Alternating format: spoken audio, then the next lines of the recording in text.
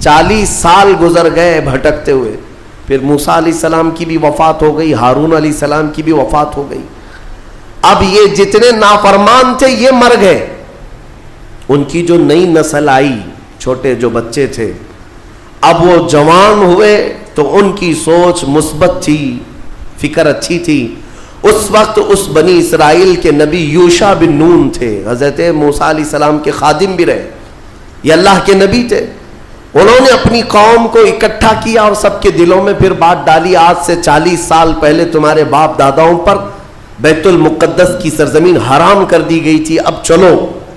تو انہوں نے کہا قوم عمالقہ اب بھی ہے, وہاں پر لڑائی ہوگی. انہوں نے کہا چلو میں تمہارے ساتھ ہوں. جب وہ نکلے بیت المقدس کے راستے پر, وہی ہٹے کٹے لوگوں سے ان کا مقابلہ ہوا, قوم عمالقہ سے. صرف دوپہر سے عصر کے درمیان وہ پوری قوم شکست کھا کر بھاگ گئی اور اللہ نے بیت المقدس بنی اسرائیل کو عطا فرمایا.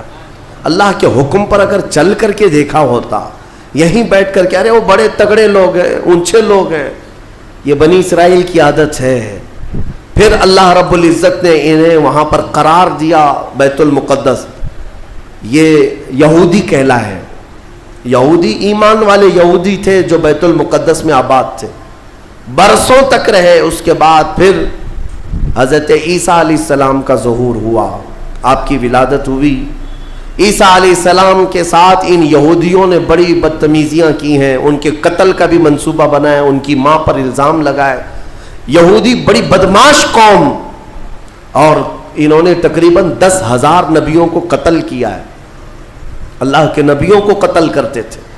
اب اللہ رب العزت نے قرآن میں جن کے بارے میں فرمایا غضب اللہ علیہم, اللہ کا ان پر غضب ہے, اللہ کا ان پر غضب ہے, آج بھی غضب ہے, غضب ہے. تھوڑے دن ان کے ازدہار کے آتے ہیں, ترقی کے آتے ہیں, تو دنیا کو ایسا لگتا ہے پوری دنیا کے بادشاہ یہی ہیں. پھر رب تبارک و تعالیٰ انہیں اوندھے منہ پھر گراتا ہے. ذلت ان کا ساتھ قیامت تک نہیں چھوڑے گی, قیامت تک نہیں. انہوں نے انبیاء کا قتل کیا اور بیت المقدس میں آباد رہے. تو پھر ایک بادشاہ ایسا آیا عراق کا, بخت نصر نام تھا, وہ آ کر کے بیت المقدس پر ایسا حملہ کیا, ایسا حملہ کیا کہ اس نے ہزاروں یہودیوں کو قتل کیا اور بیت المقدس کی عمارتیں توڑ پھوڑ کر رکھ دی. جو حضرت سلیمان علیہ السلام کے زمانے میں عمارت بنی تھی بیت المقدس کی.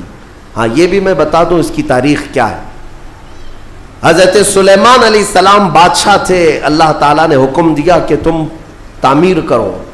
تو بیت المقدس جب تعمیر کرنے لگے تو کس کی مدد سے؟ جنات کی مدد سے آپ تعمیر کر رہے تھے. سارے جنات کو کام پر لگا دیا تھا, اور سارے جن صبح شام دوپہر کام پر لگے تھے اور مسجد بنا رہے تھے بیت المقدس. اور اتفاق ایسا کہ حضرت سلیمان علیہ السلام سے وہ خوب خوف کھایا کرتے تھے. جب تک آپ کھڑے رہتے کام کرتے, اگر سلیمان علیہ السلام چلے جاتے تو سب بھاگ جاتے تھے, کام چھوڑ کر بھاگ جاتے تھے. تو سلیمان علیہ السلام اپنا عصا لے کر کے کھڑے رہے اور کام کرانے لگے. اب اتفاق ایسا ہوا کہ سلیمان علیہ السلام دن میں بھی نہیں جا رہے, رات میں بھی نہیں جا رہے, کھڑے ہی کھڑے ہیں, اور دن رات ان کا کام چالو ہے. لیکن ہوا یہ تھا کہ سلیمان علیہ السلام کی وفات ہو چکی تھی. کھڑے کھڑے آپ کا انتقال ہوا ہے حضرت سلیمان علیہ السلام کا, اور اپنے عصا کے سہارے کھڑے رہ گئے. انتقال کے بعد بھی یہ صرف اور صرف نبوت کی شان ہے, یہ صرف نبیوں کی شان ہے. قرآن میں ہے, اللہ تعالیٰ نے فرمایا فلما تبینت الجن, جنات کو کب معلوم ہوا پتا ہے؟ دیمک نے حضرت سلیمان علیہ السلام کی لکڑی کو کھا لیا. یہ جو عصا تھا دیمک کھا گئی, دیمک کھانے کی وجہ سے لکڑی ٹوٹی. تو لکڑی ٹوٹنے کے بعد حضرت سلیمان علیہ السلام زمین پر آ گرے.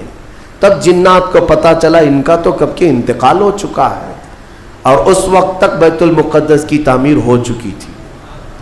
ہاں, جس کو روایات میں ہیکل سلیمانی بھی کہا گیا ہے. بیت المقدس, ہیکل سلیمانی, یہ الگ الگ ووادت جو معاملات ہیں, میں اس کو پھر کبھی عرض کرتا ہوں. یہ تعمیر مکمل ہوئی اور وہی یہودیوں کے لیے مقدس جگہ, اور بخت نصر نے جس کو توڑا وہی ہیکل سلیمانی تھا.